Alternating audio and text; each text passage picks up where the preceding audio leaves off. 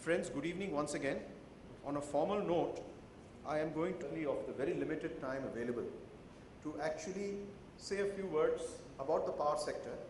And I'm going to ask all of you, with the short memories that we have when we move from this evening's TV debate to yesterday's or tomorrow's, just look back to the summer of 2014 and think of all the elements in the power chain: fuel, generation, transmission, distribution, last mile, energy efficiency.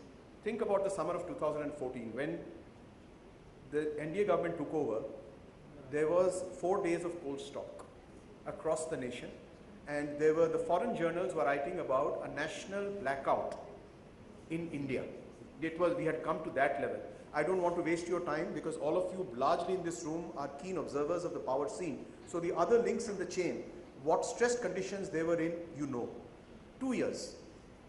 2 years in economic history, 2 years in the life of a nation, and 2 years in a sector as complicated as the total energy sector, which all these links in the chain. Think of the summer of 2016 and what has been achieved in 2 years. I'm not going to sing a litany of praises. You can conclude that for yourself. Link by link by link. Fuel, generation, transmission, distribution, last mile, energy efficiency. In each of these links, it does appear that some kind of a magic wand has been waved in the absence of all of us knowing that there are no magic wands. And this has been done by a very young chartered accountant who, sir, can I take your license to be a little light-hearted, sir, if you don't mind? Now that we are coming closer to your birthday.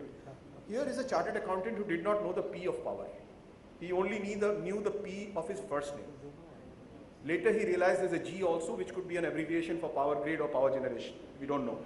But he had to discover all of this very, very quickly, and the gentleman concerned took charge of this sector completely raw, unexposed, in a situation where I suppose the day or two after he took over, there was a complete outage of Delhi city.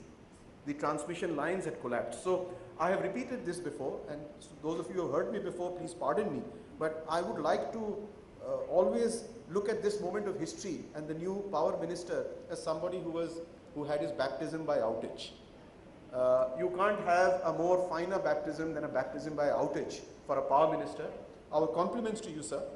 Moving very quickly on to the topic of discussion today. It was one nation, one grid, one price, and since you have to now rush to meet the FM and you have just about 2-3 minutes left, I first thought that I would ask each of the panelists to very quickly bullet points summarize very quickly in one sentence the points they had made, so that you are able to understand what each person had to say. And maybe if you allow me to do that, and there were some eminent people who are not on the dais, Jha Saab from Power Grid, Mr. Bajaj, an eminent regulator himself in his time. I had just called up to the dais, CMD of NHPC. So they were all kind of converging with different points of view. So keeping in cognizance the power minister's very, very limited time available, he's given me 5 minutes, I've eaten up 2 of that. So 3 minutes is left. So can I just request, I'm going to start from my left, sorry. Just bullet point any comment or observation on the topic of one nation, one grid, one price, and we'll quickly move around so that the minister gets an impression, gets a flavor of what was discussed. Very quickly. Thank you. Honorable Minister, is something that at least I have learned in working under him for the last 2 years. Nothing is impossible. It's your thought. Impossibility lies in your head. Yes, there are challenges, regulatory challenges, there are legal challenges, there are challenges where we need to account for different kinds of tariffs with some sort of a price stabilization fund, etc. But yes, it is doable. It is very much possible. Technically, we are almost there. I think it's only a question of the regulatory and legal issues that need to be solved. So technically there, issue of legal and regulatory. Sir, bullet point. See, to some extent it has already started happening because the prices in the various exchanges in western regions, other regions has already started merging and coming to more or less the similar levels. So something at some level has already started. It can be taken forward by managing the differences between various states and various costs of power and various kinds of taxes and duties levied by the states. Thank you. Joyce up. I think power generation first has to be addressed, transmission also simultaneously, but if the generation is stable and we have the same price for generation all across, not through the states but through the center. It becomes a central subject, something like oil and something like, the GST as and when it comes, something like coal, it becomes a central subject. Then only there is a roadway to have similar tariff, same tariff all over the country. Okay. So Mr. Roy's point is generation is the starting point, one price from the generator. Right. So technically, one grid has happened. So this is India has created a history, and the visionaries are in the room itself. And we, as a technical solution provider, we've done a very big contribution in that. So the next thing that needs to happen is, as you said, the Uday scheme that you launched. So if you can push, like the way you pushed, the DISCOM demand, and the state investment in T&D, that will drive the price point to your goal, and that market will get created. Bajaj sir? I think the Electricity Act will have to be revised. Cooperation from all the states will have to be sought and secured. Only then we can have the concept of one price. We establish market, people buy from the exchange, obviously there is one price. And that can happen only through efficiencies, through competition. Thank you, sir. Jha, very quickly, after which CMD sir. Sir, as a grid is existing, one grid, one nation, only the price is, this is the exchange rate price, this is the sort of market price, not the cost of the production all over the country. And if it is the uniform price, like 3 rupees plus minus 10 or 15%, then you can say it is the same price. That's how we should call it one nation, one grid, a uniform price. Thank you. Thank you. Last comment from CMD NHPC. Anupama ji, with your permission, then I'll ask Piyush ji to have the last word, and we can then close. Right. Issue price is the one of the factor. For the generation, you have to equalize it. One has to think it. It is very difficult, but it is possible. Like the same price of LED bulb, as our minister told, it was 54 and something, and now it is coming at 54. One cannot think that this high price within this short period can come down. We can't say it is not possible, but it is difficult. Thank you. Thank you, sir. Piyush ji, if you just want to summarize your thoughts on one nation, I'll pass this back to you. You know, it's a thought that's been in public domain for some time. Originally, it was a business standard report of one of these young girls who reports on the power sector.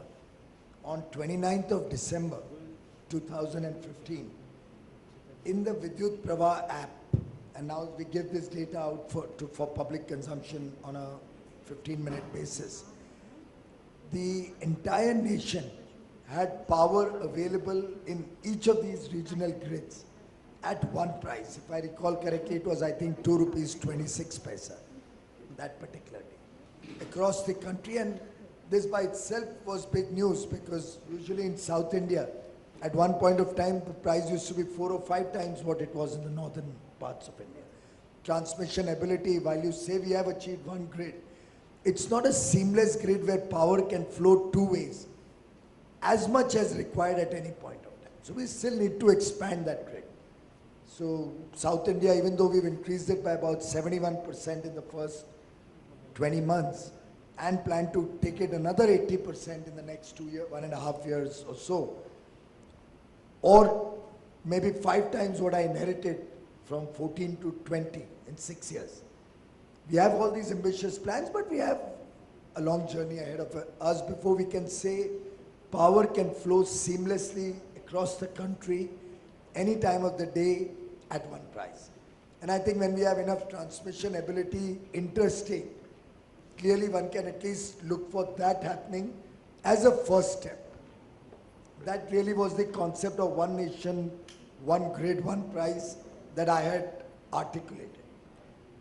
But actually sitting here and thinking about it and just hearing those brief comments made, I think as each of the various projects converge, say Uday, success of Uday, all states come on board, first stop making losses, take care of their past losses, start operating on economically viable terms, therefore start having the ability to buy more power.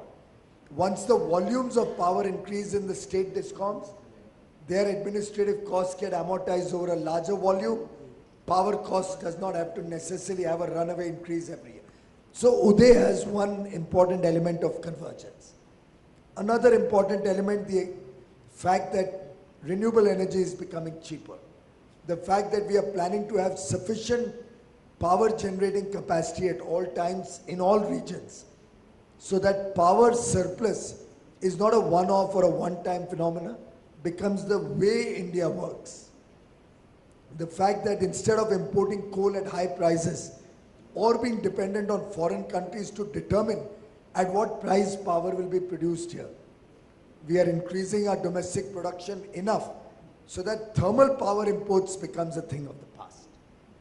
Now, as each of these things merge, then at the end we have one last, if I'm not quoted, I could say nut to crack. And that is the necessity and our commitment for the farmers, for the poor of the country to get low-cost power, cheaper power, to be fulfilled through a direct benefit transfer scheme. So while I am on record, and I would like to repeat once again, I do believe the farmers of this country have got a raw deal over the last so many years, and giving them cheap or low-cost power is good for the nation, is good for our food security, is necessary to support farming, particularly the small parcels of land that we have in India today. Also, the poor are deprived of electricity, occasionally because we never got it to them in the first place, often because they cannot afford to pay for electricity at the current rates in many parts of the country. A city like Delhi, which generally has a higher level of prosperity than any other part of the country, could get so much influenced by a 50% power cut rate promise, or a cut of 50% in the bills, not through efficiency or improvement of the system, but by a subsidy, literally, which impacted nearly 90% of the consumers. Also shows you the state of affairs in the country. 90% of our capital's consumers consume less than 400 units per month. Less than 400 units per month, 90% of them. Now in this situation, obviously the poor of the country will need to continue to get some support. Now, keeping these two supports in mind, the inefficient way is what is being done now, where you actually, in a way, incentivize people to waste electricity.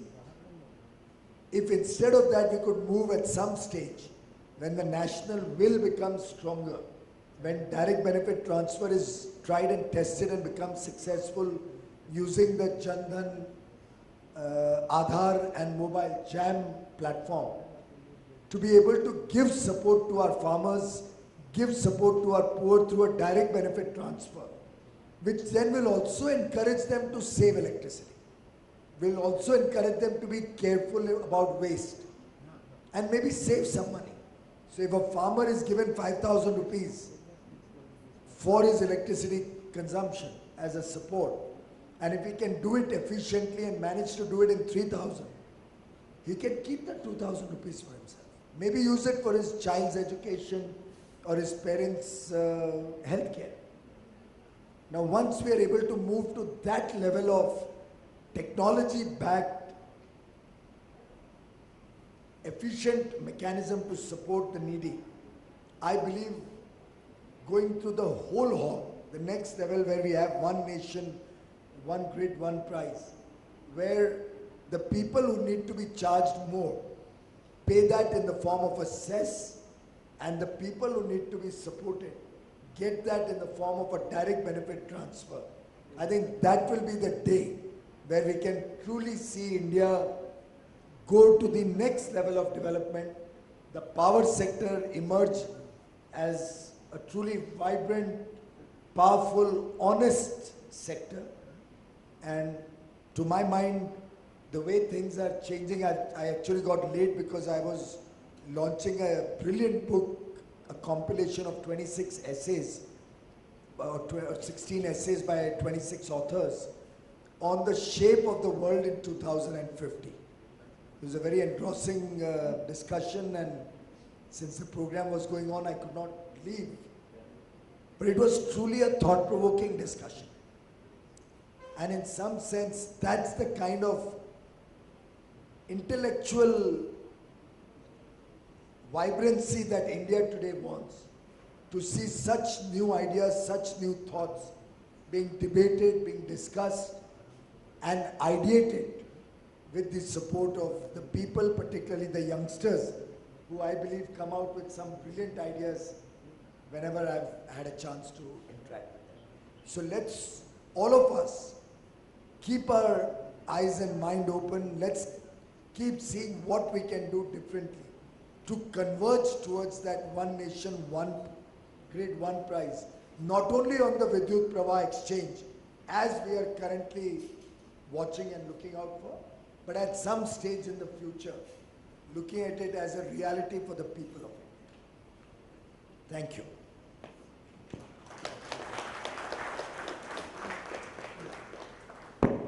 Thank you very much, sir. Ladies and gentlemen, I'm sure clarity on government's vision towards energizing India. Mr. Goel, my heartfelt gratitude to you for encouraging a startup like ours and believing enough to be here today. Thank you very much, ladies and gentlemen. You've been a great audience. Thank you very much, and Jai Hind.